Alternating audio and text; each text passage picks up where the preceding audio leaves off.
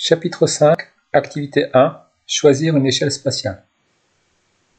Afin d'étudier le mouvement d'un objet simplement, on le modélise souvent par un point. Mais dans quelles conditions cette modélisation est-elle pertinente? Figure du 360 faite par un snowboarder. On réalise une chronophotographie en superposant des photos prises à intervalles de temps égaux. On l'utilise afin de visualiser un mouvement. On repère les positions successives du snowboarder sur une chronophotographie. On modélise ensuite sa trajectoire par un point. On a représenté cette trajectoire sur un graphe Y en fonction de X.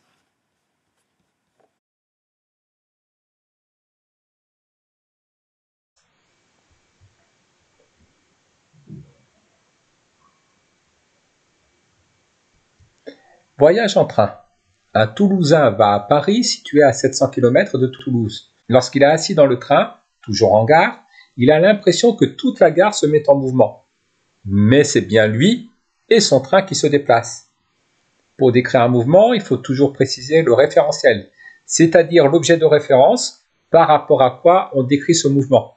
Ici, on a évoqué les référentiels du train et de la gare. La Terre tourne autour du Soleil. La trajectoire de la Terre autour du Soleil est une ellipse. Sa distance moyenne au Soleil est de 149 597 871 km. On a pris comme référence cette distance, unité astronomique, pour exprimer les distances entre les astres. Une unité astronomique équivaut à 149 597 870 km. Vénus, elle, a une trajectoire quasi-circulaire autour du Soleil de rayon 0,72 unités astronomiques. Quel point particulier du snowboarder a-t-on choisi pour repérer ses positions? On a choisi le centre de gravité ou centre géométrique du snowboarder pour repérer ses positions au cours du mouvement. Quelles informations sur son mouvement perd-on en le modélisant par un point? Comme on le modélise par un seul point, on perd des informations sur le mouvement de rotation et notamment sur la qualité de la figure effectuée. Le voyageur toulousain est-il en mouvement dans le référentiel du train ou dans celui de la gare? Le Toulousain a l'impression que la gare bouge, donc il est en mouvement dans le référentiel de la gare. Par contre, il est assis dans le train qui est fixe par rapport à lui. Il est donc immobile dans le référentiel du train. La gare est-elle en mouvement dans le référentiel du train? Dans le référentiel terrestre?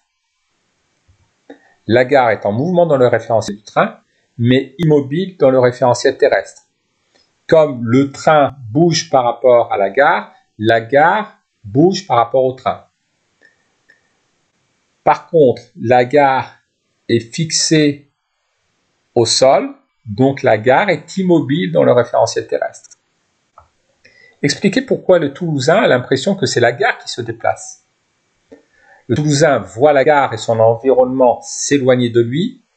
Il observe donc la gare bouger. Pour lui, c'est la gare qui se déplace. Échelle spatiale. Proposer des échelles permettant de représenter sur une feuille de format A4 le saut d'un snowboarder. On peut prendre 1 cm sur le dessin pour 50 cm en réalité, soit l'échelle 1/50e.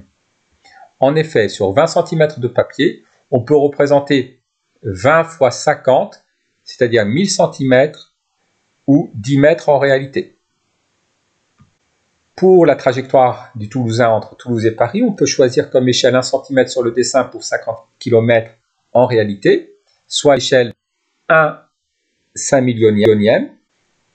En effet, sur 14 cm de papier, on pourra représenter un trajet de 700 km. Les trajectoires de la Terre et de Vénus autour du Soleil.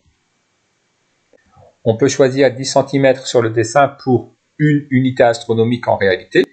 En effet, 20 cm sur le dessin correspondront à 2 unités astronomiques en réalité, ce qui permettra de dessiner l'orbite de Vénus autour du Soleil ou l'orbite de la Terre autour du Soleil. Expliquer pourquoi un professeur peut modéliser la Terre par un point, alors qu'un entraîneur ne peut pas considérer qu'un snowboarder est ponctuel. Pour le professeur, seul le mouvement global de la Terre dans le référentiel héliocentrique, c'est-à-dire dans le référentiel lié au centre du Soleil, l'intéresse.